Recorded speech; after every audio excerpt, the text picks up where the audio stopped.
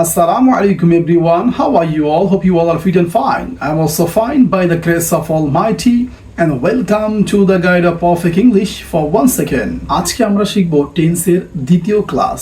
টেন্সের ধারণাটা আরো স্পষ্ট হবার জন্য কিংবা টেন্সকে আরো ভালোভাবে শেখার জন্য আপনাকে অবশ্যই পার্সন বা ব্যক্তি সম্পর্কে জানতে হবে। যেমন পার্সনগুলো জানার জন্য আপনাকে first person singular I, first person plural we, second person singular you, second person plural you, third person singular he, she, it, name, third person plural names and they.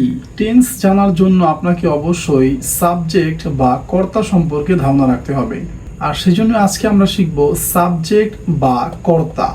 আমি এই সাবজেক্ট বা কর্তা চেনার জন্য খুবই ম্যাজিক্যাল একটা system আমি prepare করেছি। সেটা হচ্ছে আপনি খুব ভালো করে আমার এই ম্যাজিক্যাল সিস্টেমটাকে ফলো করবেন। যেমন I, we, you, they, he, she, it, Karim and Rahim. এছাড়াও আরো কিছু ব্যতিক্রমী ধর্মী সাবজেক্ট আছে, যেমন my father, parents, the people of Bangladesh, our students, siblings, the students, our government, etc.